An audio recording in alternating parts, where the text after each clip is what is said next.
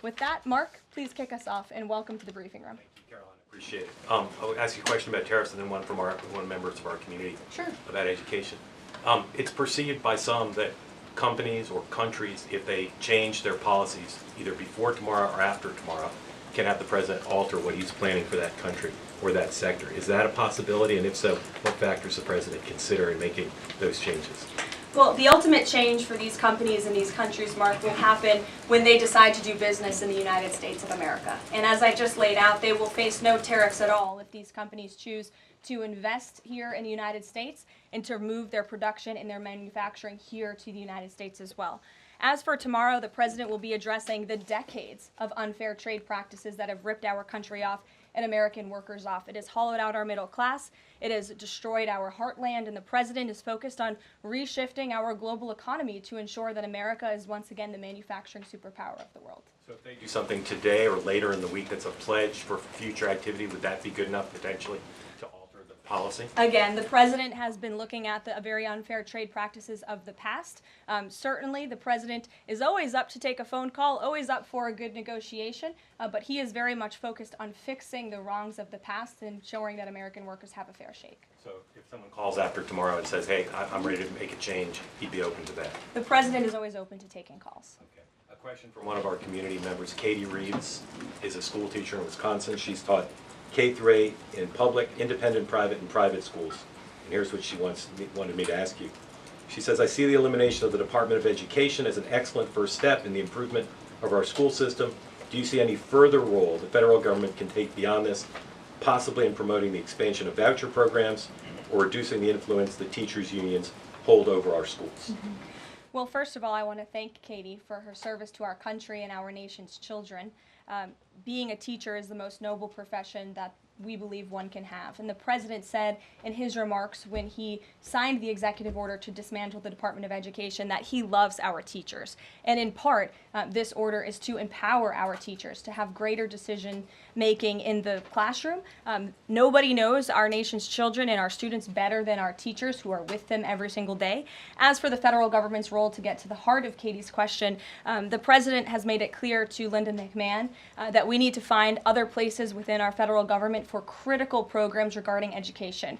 Pell Grants, Title IX, lawsuits, etc., civil rights lawsuits, all of that are critical functions, special needs programs, nutrition programs, but there are other places throughout the federal bureaucracy where those things can happen and work. The Department of Education has been a very bloated bureaucracy. We spent trillions of dollars on this department, and for what? Our children are worse off as far as education goes today than they were when this department originated, and that's very concerning to the president. So, the two issues she cited are those priorities for the president: school education choice, vouchers, and diminishing the role of teachers' unions.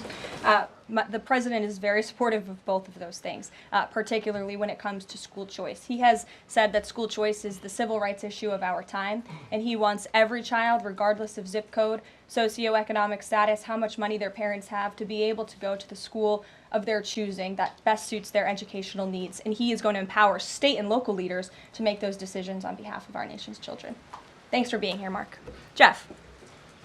Just changing subjects for 1 second. The administration has expressed a complete confidence in how all the deportation flights to El Salvador were conducted. But now that the administration has conceded that there was an error of one Salvadoran national, will there be any reviews conducted? And does the president express any thoughts on the one error that was disclosed in court last night? Well, first of all, the error that you are referring to was a clerical error. It was an administrative error. The administration maintains the position that this individual who was deported to El Salvador and will not be returning to our country was a member of the brutal and vicious MS-13 gang. That is fact number one. Fact number two, we also have credible intelligence proving that this individual was involved in human trafficking.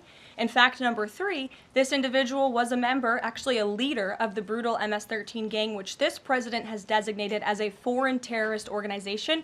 Fact number four is that foreign terrorists do not have legal protections in the United States of America anymore. And it is within the president's executive authority and power to deport these heinous individuals from American communities. It is a promise he campaigned on. It is a promise he is keeping. And every single person in this room should be grateful for that, considering especially MS-13 is very prevalent and prominent here in the District of Columbia, in Maryland, and in Virginia. And the President, the Attorney General, everyone who has been involved in these operations is focused on eradicating these criminals and terrorists from our communities. The Vice President said he was a convicted member of MS-13. What evidence is there to back that up?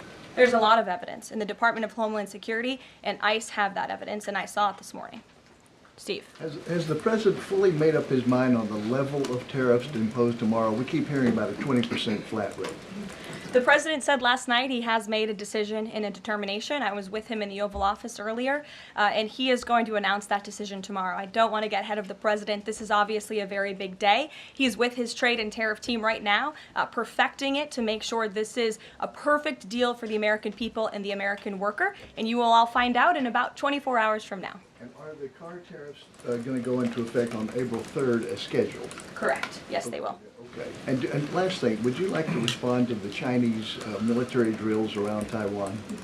Yes, I would. As a matter of fact, the National Security Council briefed me on this morning, and they said that the president is emphasizing the importance of maintaining peace in the Taiwan Strait, encouraging the peaceful resolution of these cross-strait issues, reiterating our opposition to any unilateral attempts to change the status quo by force or coercion. That is directly from the National Security Advisor. Just for you, Steve Holland of Reuters.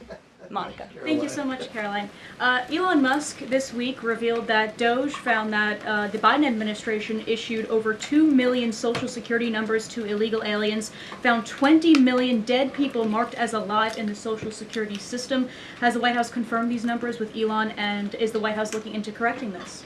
I'm not sure about those specific numbers that Mr. Musk cited. I can tell you what the Social Security Administration has said themselves, according to an Inspector General's report that was conducted last year, showing there was nearly $80 billion worth of fraud in this program.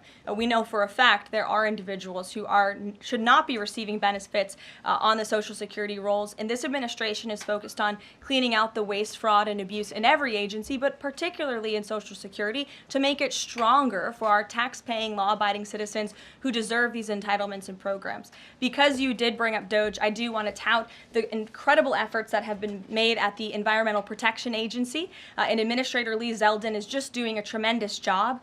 Just yesterday and today it will be going into effect. He announced that taxpayers will be saved $8 million in annual lease costs by moving staff out of the 323,000 square feet of space that the EPA currently occupies, which is completely unnecessary. Yesterday, Administrator Zeldin also announced he will be shutting down a museum that the Biden administration built to tell a selective story about the EPA's history and climate change. It was a real pat on the back to President Biden. And guess how much American taxpayers paid for it? $4 million for this museum that I think only 1,000 visitors saw last year alone. And it will cost American taxpayers $600,000 per year to operate this museum. Well, it's not going to exist anymore. We're going to save taxpayers those critical funds. And Administrator Zeldin is very proud to announce that. And just at EPA alone, and the cuts that they have made, they've saved taxpayers more than $22 billion in wasteful grants and spending. Peter. Thank you, Caroline.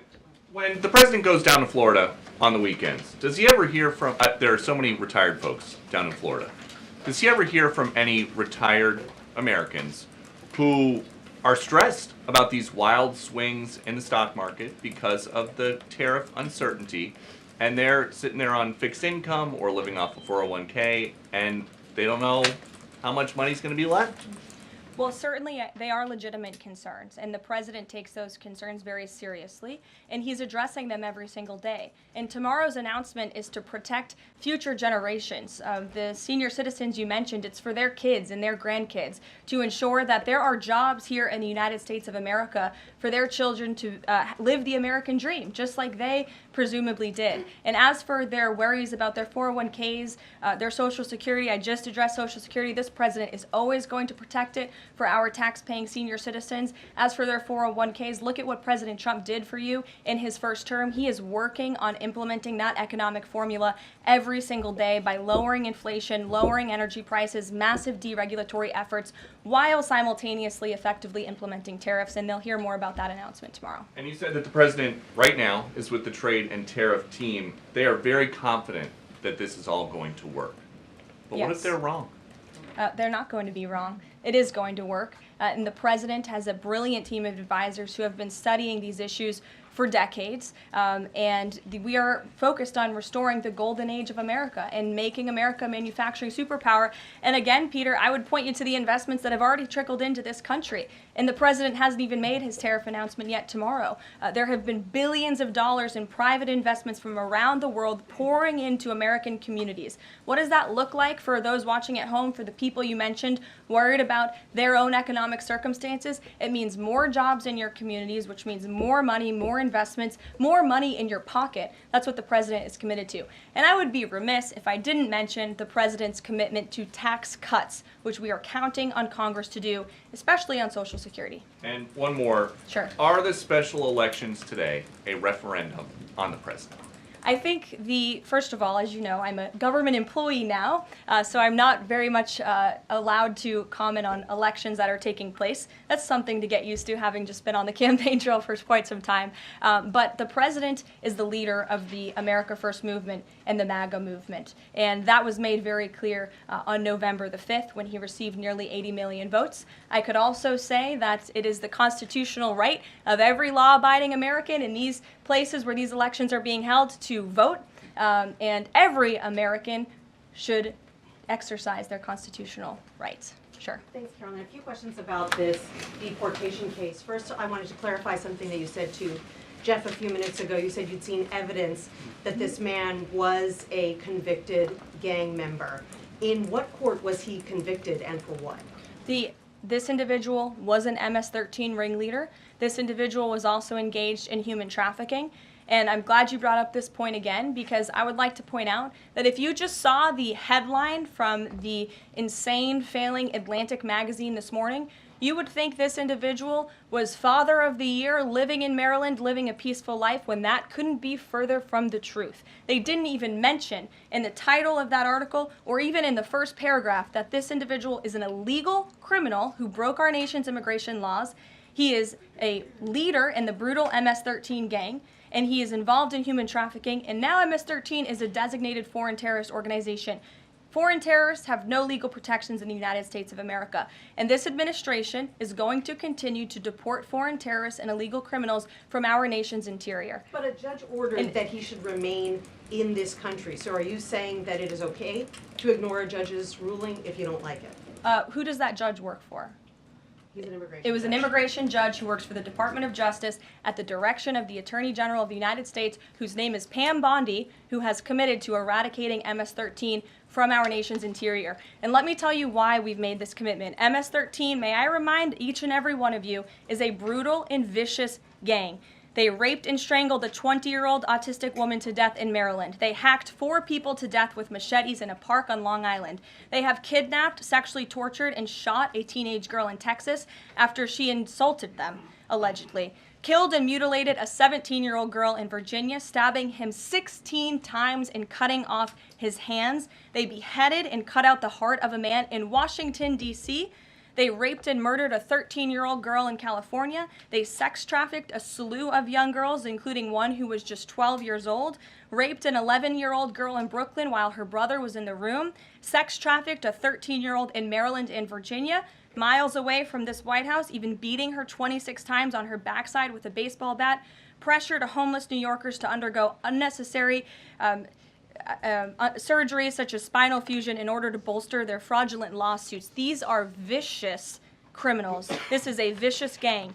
And I wish that the media would spend just a second of the same time you have spent trying to litigate each and every individual of this gang who has been deported from our country as the innocent Americans whose lives have been lost at the hands of these brutal criminals. We maintain our position, and very strongly so. Jennifer. One more on the tariffs. Can you say what the latest thinking is on the start date? I know you were just in the Oval. Are they all going to take effect this week on the reciprocal tariffs? And whenever they start, is that enough time for companies and everyone involved to adjust to that start date? My understanding is that the tariff announcement will come tomorrow. They will be effective immediately. And the president has been teasing this for quite some time, as you know. He's talked a lot about April 2nd as Liberation Day in America. It would be taking place today if not for April Fool's Day. But tomorrow will be the day, and he's been talking about it for a while. And as a result, you've seen these companies make commitments to investing right here in the United States. Jasmine. Thank you so much. I wonder, back on tariffs, what, if any, market indicators is the White House looking for to see if this tariffs plan is successful down the line? Well, look, the president has been asked and answered this question about the stock market and whether he's watching it. And I've said, and he has said, the market is a snapshot in time. Yesterday, Dow futures were up. And there's been a lot of talk about the market, and it was up yesterday. So, look, the president wants to ensure that all Americans make out well, particularly Main Street. That's the focus of these tariffs. But as I've said repeatedly, just like they were in his first term, Wall Street will be just fine. Shelby. Thanks. A bipartisan pair of senators sent a letter to the president today arguing that the recent strikes in Yemen are emboldening the Houthis and saying that Congress has not authorized war against them. Is the administration planning to consult with Congress at some point or going forward regarding the strikes, and any response on the letter? Well, I would absolutely reject Congress's claims. Who made those claims in Congress? Senator Jeff Merkley and Rand Paul. Okay, well, I would absolutely reject those claims. These Houthi strikes have been incredibly successful. Last time I was at this podium, there were more than 100 successful strikes. There have now been over 200 successful strikes against the Houthis. Iran is incredibly weakened as a result of these attacks, and we have seen they've taken out Houthi leaders. They've taken out critical members who were launching strikes on naval ships and on commercial vessels, and this operation will not stop until the freedom of navigation in this region is restored, which is a critical principle. And this president stands behind our Defense Department, who's doing a tremendous job. And are they going to, is the White House going to confer with Congress going forward on this? I would have to ask our team here at the White House, but the president is well within his authority, as is the Secretary of Defense. Again, these are defensive strikes. The Houthis have been launching attacks on U.S. naval vessels and commercial ships for quite some time. Go ahead. Caroline, Yeah. the pause on the Canadian and Mexican tariffs, the fentanyl tariffs, that's set to expire tomorrow. Is the president considering extending that pause? Look, I will let the president speak on the specifics of the tariffs tomorrow. But as for fentanyl, we have seen this has certainly caused a national security crisis here in the United States.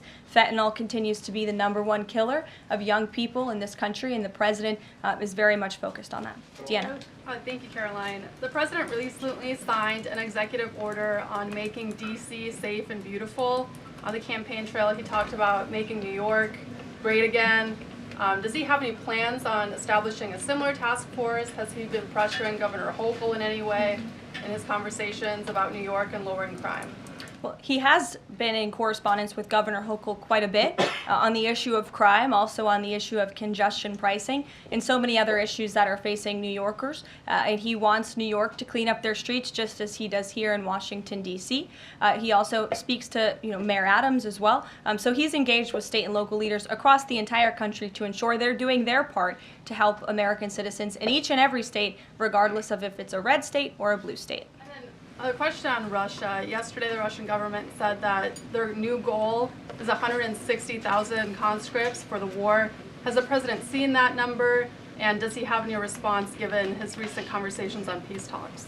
Well, I can tell you what the president said last night, and that is he is frustrated with leaders on both sides of this war. He wants this war to end. There are men that are dying on both sides, and it's been going on for far too long. Our team continues to be engaged with the Russians as we are with the Ukrainians, and the president continues to be very, very much engaged on this topic every single day.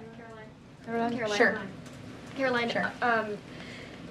The president said over the weekend that he couldn't care less if prices went up on foreign cars because people buy more American cars. There's been consensus from a lot of economists that these tariffs could raise prices on other goods as well. Is the president comfortable with Americans on Main Street paying more because of these tariffs? The president is doing everything he can, and this entire administration is doing everything we can to bring down the cost of living in this country. An inflation mess that was fueled by the previous administration's reckless spending, over more burdensome regulations that this administration is focused on slashing every single day. I just read you a statistic just from the Environmental Protective Agency alone. We're saving taxpayers money that's ultimately going to drive down inflation, and we're unleashing the might of our energy industry, which will bring down prices as well.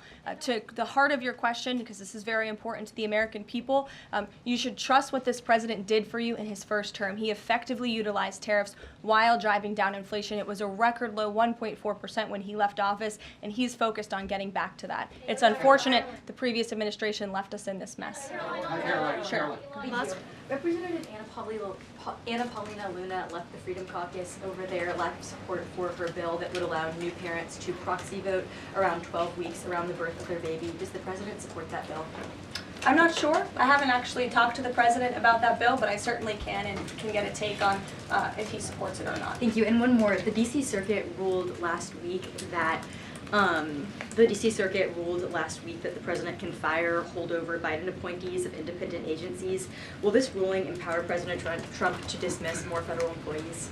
Well, the president has given the responsibility to his cabinet secretaries to hire and fire at their respective agencies, and they reserve that right. You saw the Secretary of Health and Human Services announced more layoffs today. This is all part of the administration's effort for a mass reduction in force in the federal bureaucracy here in Washington, D.C. to save American taxpayers money.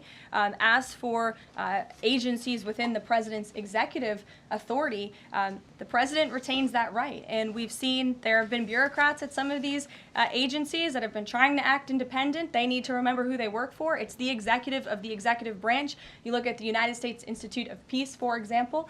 There was a little bit of a standoff with bureaucrats over there who didn't want to realize who they work for, and that is Donald Trump. And President Trump is focused on streamlining these agencies to save American taxpayers money, and he has every right to do that. Karoline. Sure. Go ahead. Thanks, Caroline. Yeah. In Gaza, the bodies of 15 rescuers have been found in their sort of ambulances where they were apparently killed by Israeli forces.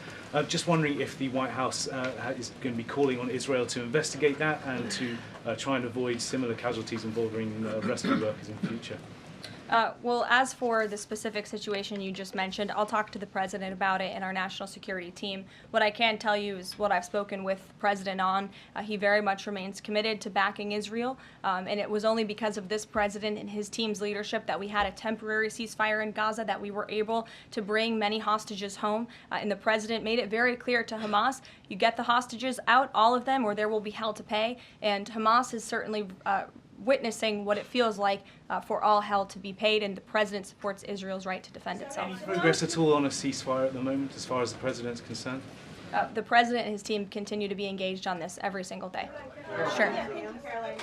Go ahead, Tara. So I'm just wondering, related to that, if you have an approximate date for the president's first foreign trip. I think there was a little confusion yesterday about what month he was talking about. And then will he need a ceasefire to be in place or closer, either in Gaza or in Ukraine, before that trip takes place? Mm-hmm. The president will be heading to Saudi Arabia in May. As for specific dates and details, we will be reading those out to you as soon as we possibly can. I know our teams are working on the details of that trip. And then again, as for a ceasefire, the president's made it clear that's what he wants to see in Russia and Ukraine, and his team continues to be engaged on it every day. And Kelly. Signal, you said case closed yesterday. Do you, as that case was closed, do you have anything that you can share about what was learned, how this can be avoided in the future, any sort of findings from that investigation? The case is closed, and the president continues to have confidence in his national security advisor. Yes, Kelly. Kelly. Thanks, Karoline. So Sorry, the Ed. president has said. Ed, I'll come to you after. The president has I'm said. glad you're so eager to ask a question. It's Liberation Day. Yes, it is. Caroline, the president has said foreign Tomorrow. countries and companies will eat the cost of tariffs. In his speech on Inauguration Day, he said, quote, instead of taxing our citizens to enrich other countries, we will tariff and tax foreign countries to enrich our citizens. Right. So then why did he have to tell the domestic automakers not to raise prices? Well, that was a private conversation that was had. I'm not sure if that comment was made or was not made. But as for what the president said in his Inauguration Day speech, he's absolutely correct. A tariff will be a tax on these foreign nations, these foreign companies, and if they want to be absolved of that tariff, then they can come here to the United States of America to do business, bring their jobs here. Edward, go ahead. Thank you. So Canadians have been negotiating with the Commerce Secretary over the trade, the tariffs. How many companies are mutually talking with the U.S. or countries are mutually talking with the U.S. to lower tariffs? I don't have a specific number, but I can tell you there have been quite a few countries that have called the president and have called his team in discussion about these tariffs. But again, there's one country the president cares most about, and it's the United States of America, and doing what's best for the people who elected him to this office to restore their jobs, their wealth, and their prosperity. I'm looking at the clock. I have a hard out today. I have a hard out today because I'm actually heading over to the State Department with the First Lady of the United States. She will be delivering remarks at 1 o'clock this afternoon at the 19th International Women of Courage Award ceremony with our great Secretary of State Marco Rubio that starts at 1. This is the 5th year Mrs. Trump is participating and standing with brave women leaders who embody American values abroad. And the First Lady in her remarks today will highlight the profound connection between the love and courage that will be shown by this year's honorees. I encourage everybody to tune in at 1 o'clock, and then we'll see you all tomorrow for Liberation Day. Thanks, guys.